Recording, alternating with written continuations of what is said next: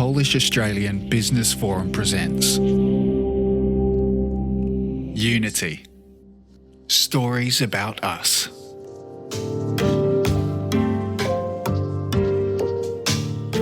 "2022 marks 50 years of diplomatic relations between Poland and Australia.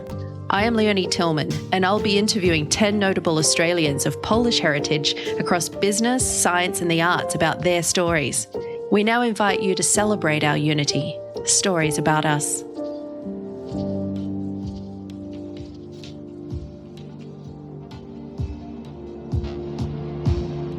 Betina Szkudlarek has an international career in intercultural communication and interaction. She currently works at the University of Sydney on leadership and helping businesses work better with refugees. She also works regularly with the United Nations. And I started by asking her about her more recent work.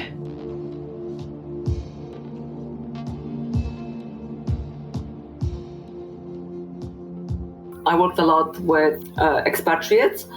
And then one day, a colleague and I were sitting and discussing what was happening in the world with refugees and how they must struggle, crossing borders, having lost everything in their lives, literally.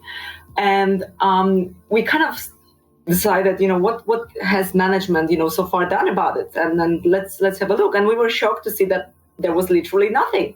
And that's how this whole project started. We just realized, how is that possible that we have endless articles about how to help expatriates who already get all of the support and relocate under the most, possibly privileged conditions. And yet we support them with more and more research, but yet refugees who actually really are unexpectedly in traumatic conditions crossing borders get no support from us. So it really was a conversation of what was happening around us and realizing management hasn't done anything. Why don't we do something? And so now working with management, I know that you're working not only for the refugees in helping them integrate better into their new homes and their workplaces, but I think you're also helping management in how they can work better and more effectively with refugees.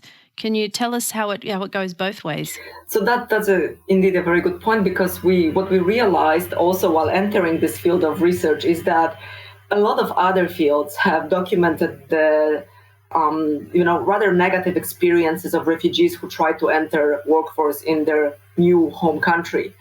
And what we realized that what is missing in this big puzzle is the role of employers, who are the ones who need to hire refugees. So that was really what became very quickly our focus. We realized that this is not only about how the refugee needs to upskill or reskill or adjust.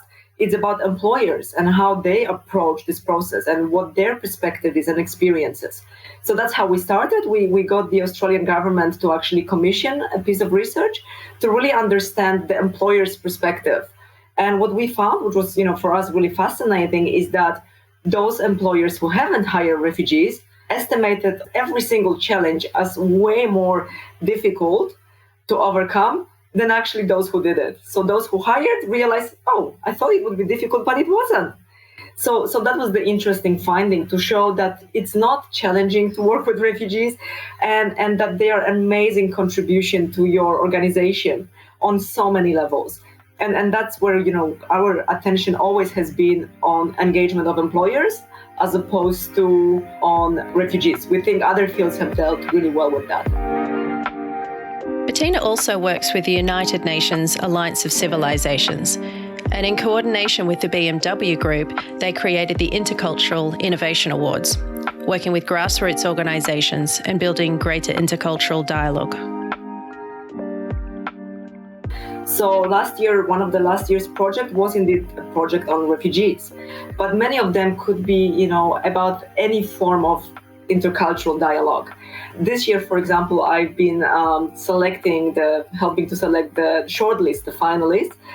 There were, I think, around 1,500 applications. Wow. So it's huge. It's really huge. And how now you choose which one is more innovative and better? It's not an easy process, but it's a beautiful way of kind of showcasing those organizations that do something good, and also helping them to scale up, to grow and reach broader range of people with the amazing work they are doing. So you're involved in the selection process of shortlisting. What is the rest of your role in the United Nations? So for the last, I think it's been now 3 years, I've been working with awardees on scaling up and strategizing for growth of their enterprises and kind of getting them operate more smoothly and more effectively in what they are trying to achieve. And I do both the training and I do a lot of one-on-one coaching with the awardees. So again, I get to meet amazing people and interact with such a absolutely passionate and high achieving, group of individuals who are just so committed to intercultural dialogue that it's a really one of the most rewarding parts of what I do. That's amazing. I love it. You've also lived in the Netherlands for 10 years and you got your PhD there at the Erasmus University. Now, that's a big part of your life, and now you're working at Sydney University of Sydney Business School. So how did that transition come about? Pretty easy. It was very rainy in the Netherlands, okay? So let's be honest. It was not one of those decisions that you kind of hesitate to take. No, I've been for 10 years in the Netherlands, and I did my PhD there, and I started working over there after I defended my PhD. And then I was thinking, what would be my next step, and I was at the stage of my life when I could try something new. So basically, I decided to apply for a job in Australia, and eventually. And they said yes, and that's how I ended up here. So I haven't regretted for a day. So it's been a very good move, but not something that I pre-planned or always dreamed of. It just came kind of unexpectedly. I saw an opening and I applied, and I got the job offer. Once I came here, I was taken by surprise by how beautiful Australia is, which also probably showed my ignorance about it. And I still remember, when I moved to Australia, and I discovered the Bondi to Coogee walk. I was there every single weekend. I just, couldn't have enough of the views, and just, some of the most beautiful things I have ever seen in my life, and still is. There's something about just knowing the ocean is just there is somehow comforting, even if you can't get to it sometimes. But coming back to Sydney University, can you tell me more about the work you're doing there? So at the moment, I'm an associate professor at the University of Sydney Business School, and I do research and I do teaching. I teach predominantly leadership at the moment, and of course, cross-cultural management.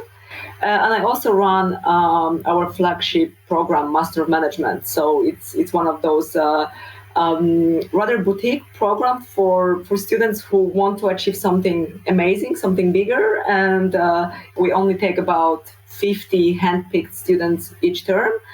And we are trying to make sure that those individuals achieve amazing things moving on. So the program has been recognized by the Financial Times, by the Economist as number one in Australia. And I have to say, I get to meet some amazing young people who, I have to say, always surprise me with the activities and the commitments they have outside of just getting a degree and a job.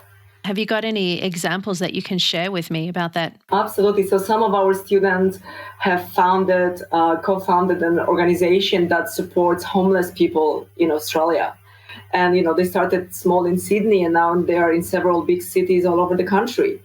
One of the most recent recipients of our scholarship is a young lady whose brother has been diagnosed with autism. And she just decided to commit her life to helping young people like her brother be a part of the society. And the way she does it is to let them participate in sport activities, because she realized how difficult it is quite often for young children like her brother to actually be a part of this in-group that is built around sport in Australia, which, as you know, is huge. So that's what she does. And she's trying to deliver workshops and programs to make those sport programs more inclusive. So again, I'm really always taken by surprise with what the students do. And it's great to see that despite being very ambitious, many of them are, of course, extremely ambitious, they really think wider about the world and where they want to contribute. So Yeah, that is really interesting because I guess there is that stereotype around Gen Y and younger that they want to have this purpose because those ideas seem very NGO-like. Is that a tendency that's coming through very strong in this Master of Management? I think so. And I think also in the way we attract our students, we ask them to write what they would like to use the degree for. Well, there might be quite a few responses that are self-centered. I think because we have such a selective process, we look after those individuals who genuinely see a wider role they could play later on in the society. And because we are open to students from any discipline, those ambitions are quite interesting. So, for example, one of the former scholarship recipients was a nurse. And she basically said, well, I see a lot of dysfunctional administrative processes in hospitals. So I would love to improve that. So, again, it could be a transition from any field of study into anything you want, but show us something that is going to improve the world, if I can kind of, in a bit idealistic way frame it. Yeah, fantastic. What a great initiative. And is this a program that you developed from scratch with your team, or how did that come about? When I joined the University of Sydney, the program was already existing. And we kind of, together with my team, we try to just make it stronger and more present so that we can attract those best students and those that are most committed to doing something bigger. Our cohort is very, very multinational. So, out of 50 students, we would have about 20 different nationalities, which also is another wonderful way in which that intercultural dialogue happens, whether you want it or not. I saw somewhere too about your amazing teaching skills and that they were outstanding, and you'd been particularly mentioned in journals about that. Is that something you can talk to? One of the Polish things we learn is not to talk about our own successes. Okay, so I don't know. I think when we talk about teaching, what's interesting is I basically teach what I think I would like to learn myself if I was back at school, which means I have a bit of a pragmatic approach and a little bit of maybe eclectic approach. Because if I find something interesting, which I think this is really insightful, I'm going to make it fit into the program, even though maybe someone else would see it as definitely out of scope of, a given course. So I think that's my philosophy. It has to be useful. It has to be something that's going to make you think differently. In the areas that I teach around leadership and cross-cultural management, there is no point of simply accumulating more knowledge. It has to be a different way of thinking, a different way of interacting with others. So you need a much more of that pragmatic way of thinking than the kind of cognitive, pure knowledge, transfer process. So sort of a get in there and do kind of approach. You need to first show the students that they don't know many things or they are not that skilled at some things.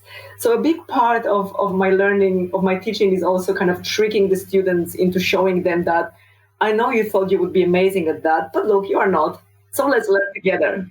And I think that's what helps with the students staying engaged, because you suddenly are being shown on your own example the need for the learning to happen. How do they respond to that? Normally pretty okay. Also because I always disclose that don't think that, just because I teach this unit, I have mastered all of it in practice. There is always new learning. You never stop learning.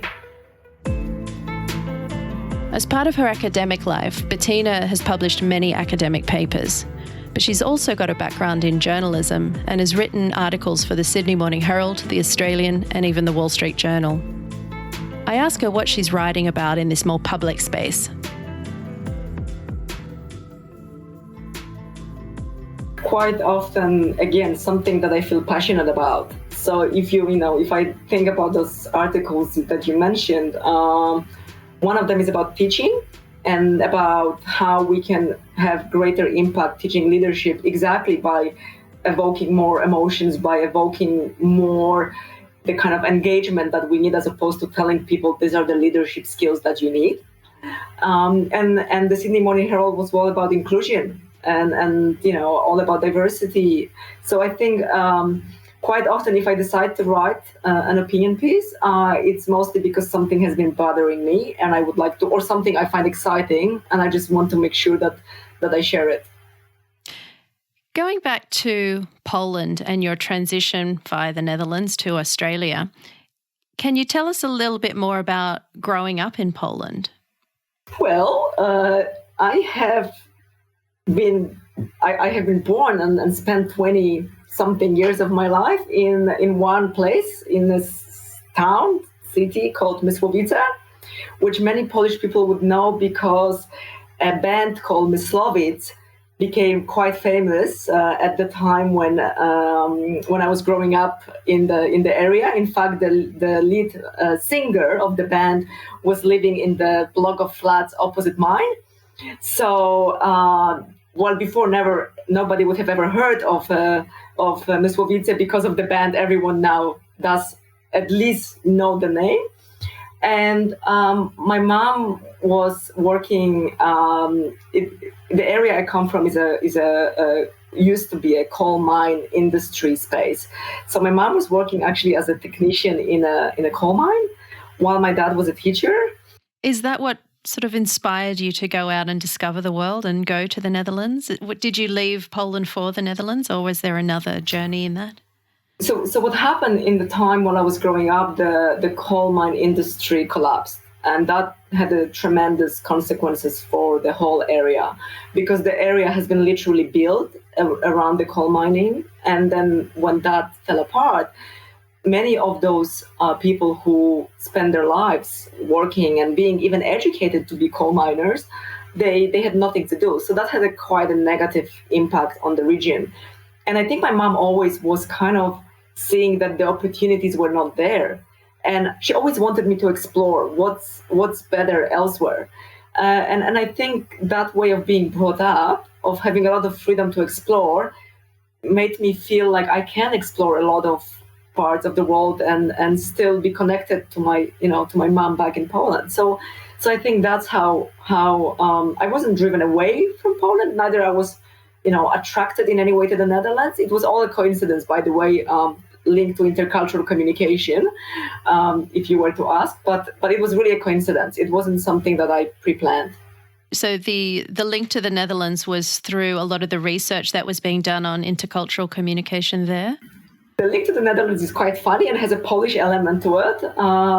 At one of the conferences that was back in the Netherlands, pretty much a thought leader in this domain, one of the most famous researchers of all times in cross-cultural management, Professor Geert Hofstede, was delivering a class. And nobody knew within the organization who he really was, but I did. So someone said, why don't you go and take care of him, because we have nothing to talk to him about. So I traveled to meet him and to kind of, welcome him at the conference and told him about my passion. And then he said, well, in Rotterdam, there is a Polish professor. Why don't you email him? So I did. And that's how I ended up in the Netherlands. And so now that you've got your life and your work in Australia, and no doubt internationally with the United Nations, how hard or easy has it been for you working and living in Australia? It's been pretty easy, I have to say. So I have to say very honestly that being the multicultural, country that Australia is, coming here was extremely easy. It might be partially because people don't have much knowledge about Poland, which means I can be almost whomever I want, because there are no stereotypes, there are no prejudices. People really don't know much about our country.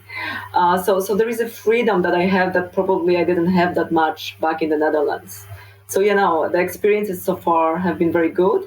And I'm just trying to make sure that, other people who come from other parts of the world have equally positive experience. Now that Betina lives in Australia, I'm curious to hear what she thinks about Poland and Australia and the relationship between them, and if there are any similarities.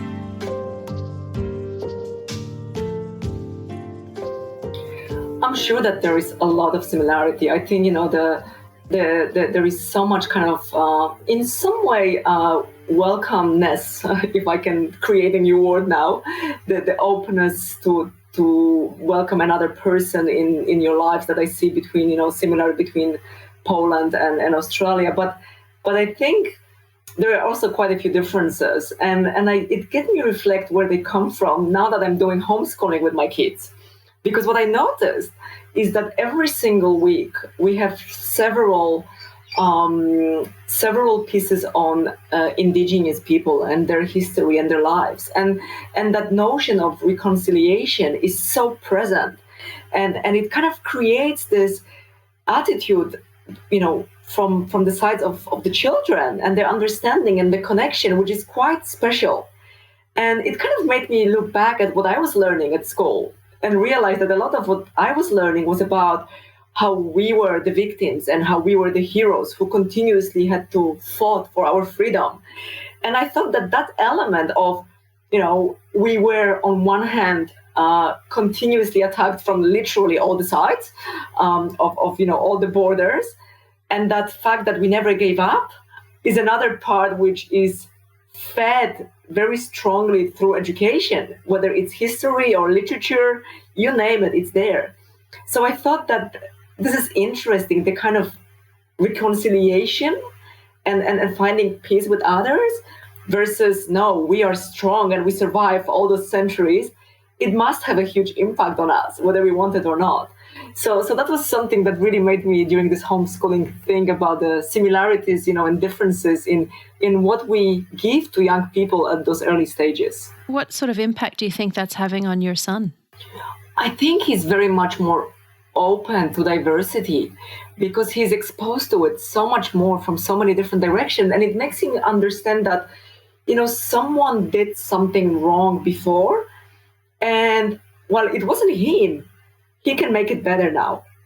And I think this is a really pretty powerful message, because if you think about every interaction in the playground, if someone is crying, even if you haven't done anything, negative towards them, it's good to be the one to come and try to see and help them. So I think there is this really positive message that comes through the notion of reconciliation in the Australian context that is, much broader than just the indigenous community. And in terms of your own cultural identity, do you identify as Polish or Australian or? So I think what happens to us as human beings in general is that whenever we are confronted with something new, we feel much stronger back the roots that we have. We become much more aware of the roots that we are bringing into this new context. And of course, I spent over 20 years in Poland, so of course that part is there. The interesting thing about it is that, of course, while we travel, we all are exposed to new experiences, and therefore we change. So going back to Poland, I always feel that I don't fit in anymore. And that was already, as something I experienced very strongly back in the Netherlands. In the Netherlands, for example, one of the things that I have acquired was a very sarcastic sense of humor. And I mastered it. I am so good at sarcasm. But in Poland, we have a saying that there is always half truth in every joke. So when you start making those sarcastic jokes, people really don't know what to do, because they think that they actually genuinely are trying to signal something. So you realize that you have to start censoring who you are, going back to your own home country. So yeah, there is an interesting identity transition. And do I feel Polish? Yes, definitely. Do I feel Australian? It's a good question, because I think Australia is so multicultural that it's very easy to feel Australian and fit in. So yeah, probably at this point, I feel like I fit and do not fit at the same time everywhere. And, add the Dutch element to it, and it's all, really confusing. And in terms of influences from Poland and Australia, is there any people or ideas that really push you forward to do certain work? I think in terms of, influences, a lot of the ways in which I was brought up back in Poland translates now into how I perceive world here. And, coming from a small town with, having to queue to buy a piece of bread, or, getting little pieces of paper, little stamps to buy milk or to buy meat once a week, I think makes me appreciate a lot what I've got now. And I understand how privileged I am. So I think that a lot of influences come from what I saw back in Poland, the commitment that people had despite so little that they were given at that time. And I think that's a big kind of cultural influence that I see. You're very much about grassroots and creating new ideas, the NGO work, the refugee work. Is that a theme that runs across everything you do you think? I never consciously reflected upon it, but I have to say that there is something about, I believe that rather than complaining about the system, you should change it, and it has to start somewhere. So quite often, and you see it in every workplace, in every organization, in the society, people say, well, I can't do anything. And no, this is a systemic issue. And no, it's the institution. We can either wait and then nothing is going to change, or start little by little, make some tiny contributions. So I am going to ask questions, and I'm going to make, maybe sound difficult, but I don't believe that there is an institution. We are the institution. People are the institution, and therefore we can change the surroundings as opposed to just helplessly complain about what we don't like. So what has been the highlight of your career so far and your life? Of course, my kids. That's number one. Nice.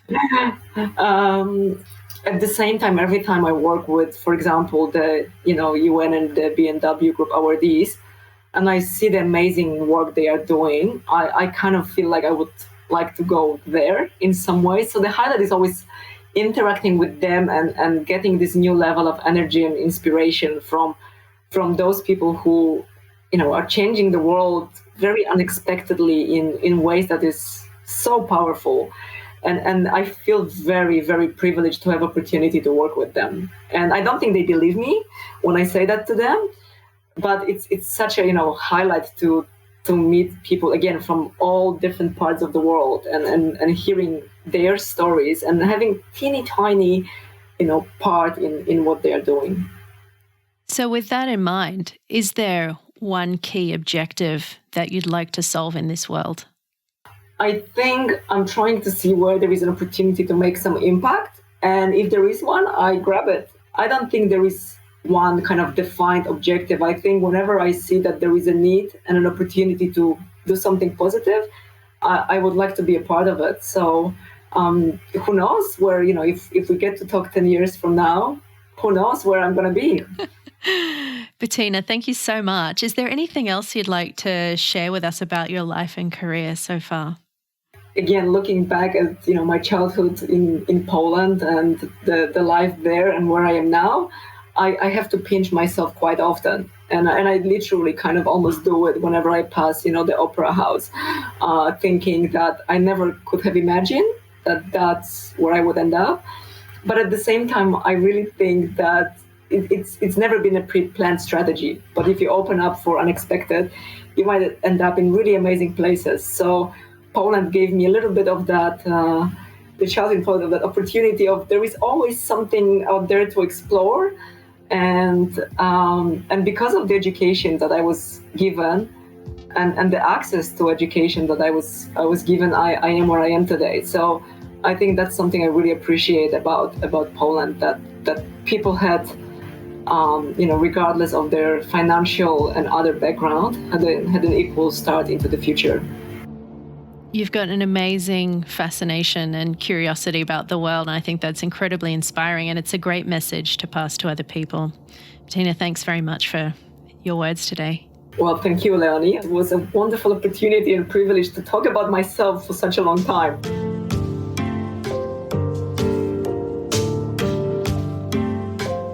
For more information on this project, go to pabf.com.au. This podcast was brought to you by the Polish Embassy in Australia, Polish Investment and Trade Agency, Polaron, the Freedom and Democracy Foundation, English for Business, and SBS Radio. This was put together by March Made Collective.